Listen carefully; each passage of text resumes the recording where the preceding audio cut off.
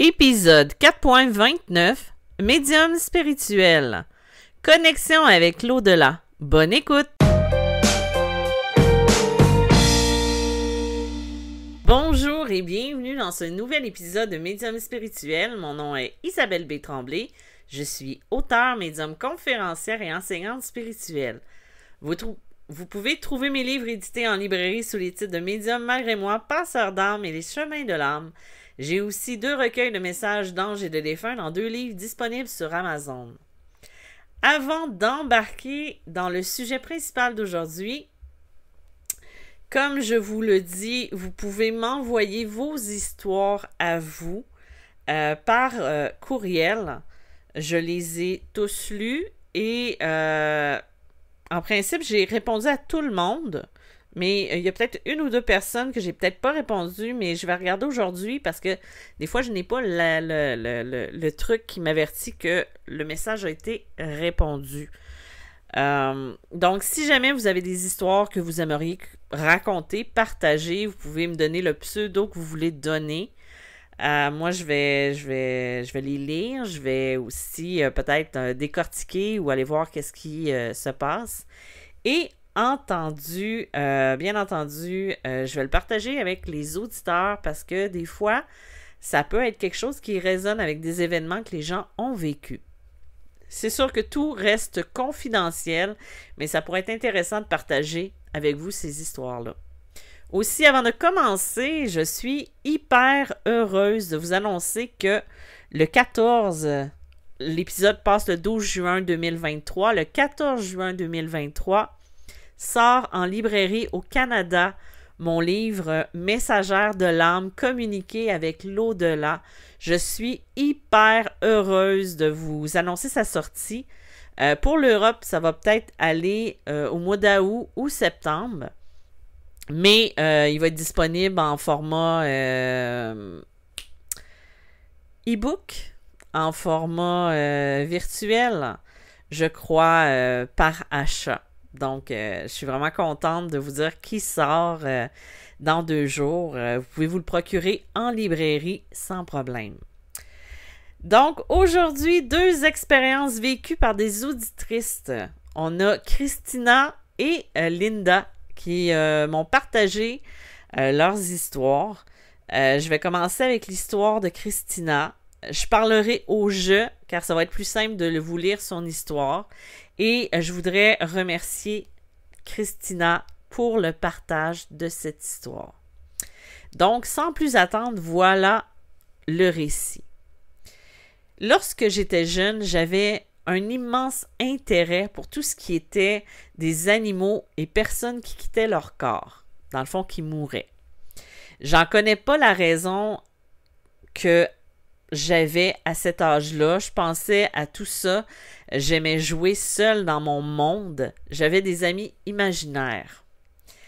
C'est environ vers l'âge de 8 à 9 ans que mon père et moi sommes allés à Saint-Hyacinthe pour un match de hockey. Il voulait aussi me montrer la ville dans laquelle il avait grandi. Mon père avait un frère qui était décédé lorsqu'il avait 13 ans, donc je ne l'ai pas connu. Mais je voulais aussi qu'on arrête au cimetière pour lui rendre visite. Mon père accepta et nous sommes allés voir à travers la vitrine qui contient son urne. Nous sommes restés là durant un moment et sommes repartis chez nous. La nuit même, j'ai fait un rêve. Dans mon rêve, je me réveillais comme à chaque matin, tellement que je ne pensais pas rêver, mais que je vivais l'instant éveillé. En me levant de mon lit dans ma chambre, il y avait une fenêtre qui mène à la rue et j'ai vu quelqu'un se tenir devant un lampadaire dos à moi qui se tenait devant la fenêtre de ma chambre. Cette personne était vêtue d'une robe de chambre bleue, comme celle dans les hôpitaux.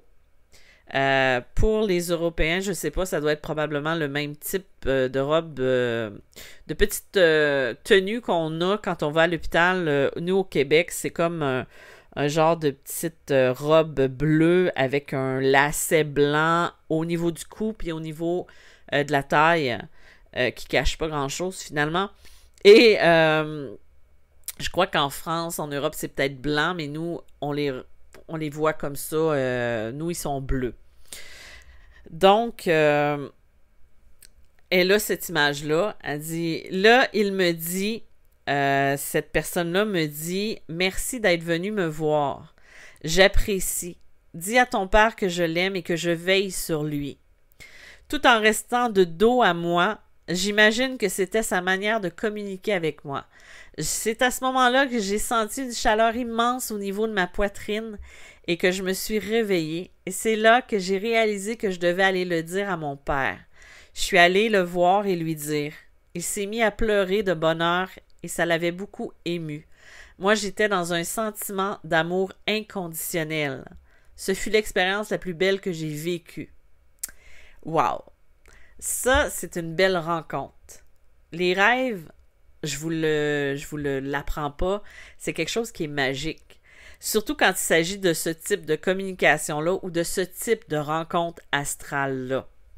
Et en plus, moi, ce qui me touche dans cette histoire-là, c'est que c'est vraiment agréable de voir que le père de Christina était ouvert à recevoir ce type de message, parce que ce n'est pas toujours le cas.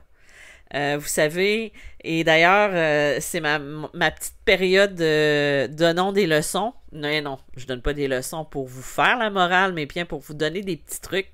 Quand vous ressentez le besoin de donner un message à quelqu'un, parce que oui, ça peut arriver que ça soit le cas.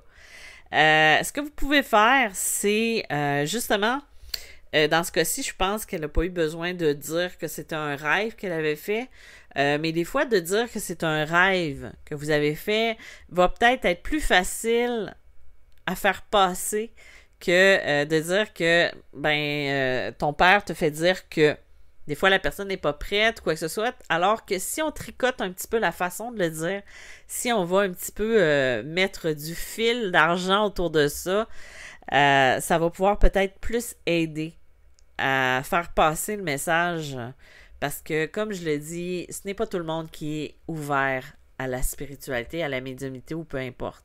Donc, des fois, il faut tricoter un petit peu la vérité. Sans inventer, mais juste pour que ça soit plus facile de le faire passer, notre message. J'ai une autre histoire, celle de Linda, qui nous partage une expérience qu'elle a vécue dernièrement. Elle dit... il y a 2 ou 3 ans environ, je me suis acheté à moi ainsi qu'à ma mère un carillon d'ange qui s'illumine avec l'énergie solaire. Je l'ai placé dans ma salle à dîner et il s'illumine après une journée de soleil. Après une journée où le soleil était au rendez-vous, évidemment. Ma belle-mère est décédée en octobre 2022 et mon père le 23 février 2023. Mes anges s'allument dans l'obscurité arrive. Cependant, sur une période de temps, mes anges se rallumaient la nuit vers 1h30 et même 2h du matin. La première fois, c'était suite au décès d'un chien que j'appelais Boo, puis au décès de mon père. C'était étrange puisque souvent c'était en présence de mon mari, mon fils aîné et le petit dernier. Celui du centre habite avec son épouse. Elle dit j'ai 3 garçons pour préciser. Donc, je me disais que c'était mon père qui communiquait par mes anges. Et après quelques jours, à croire que mes anges étaient défectueux, mes hommes ont bien compris que c'était un phénomène inexplicable. Plusieurs jours, voire quelques semaines, les anges sont restés inactifs. Jusqu'à une nuit où j'avais mal au cou et que je m'étais installée dans mon fauteuil pour relaxer, évidemment, je me suis endormie. À mon réveil, les anges étaient allumés. J'ai demandé à ma cousine médium si c'était mon père et elle n'a rien répondu à ce sujet et m'a dit qu'il était passé directement vers la lumière. Je me demande vraiment si ce n'est pas une autre personne décédée qui fait ça. J'ai perçu des odeurs de poudre associées à ma grand-mère paternelle, une fois une odeur de sapin que j'ai associée à mon père vu qu'il est allergique à cette essence. Suis-je hors de la traque ou non? Ce type de signe-là, ce n'est pas anodin. Et on dirait bien qu'il s'agit d'un intermédiaire que les proches disparus utilisent pour communiquer. Dans le fond, quand ce genre de truc arrive, à qui avez-vous pensé en premier? C'est la question qu'il faut que vous vous posiez. Ici, c'est une personne qui a eu des odeurs familières qu'elle a associées à des proches, et ça, c'est un bon indicateur. Même si une âme est passée dans la lumière, elle peut revenir sans problème, venir faire son tour et comprendre qu'elle est là. Et en plus, c'est plus facile pour eux, puisqu'ils sont maintenant énergie, d'utiliser des objets comme ça pour faire comprendre qu'ils sont là. Et moi, de mon côté, je n'ai rien ressenti de négatif quand j'ai lu, parce qu'on travaille beaucoup avec le ressenti.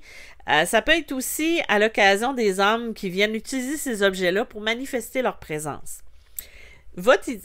L'histoire de Linda me rappelle un peu ma propre histoire quand j'habitais dans ma maison des malheurs. Pour les personnes qui ont lu Médium malgré moi, vous comprenez et vous savez de quelle maison je parle.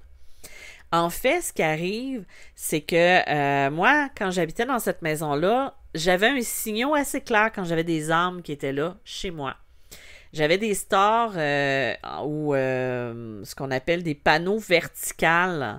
Des panneaux verticaux qui est des genres de lanières qu'on a ou les fenêtres.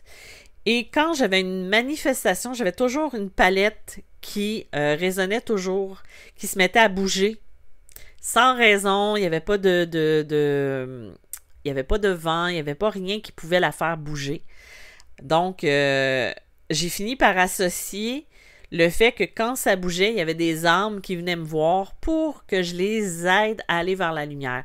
Fait que ça peut être une forme de signe comme ça, mais c'est plus vous qui savez ce qui se passe.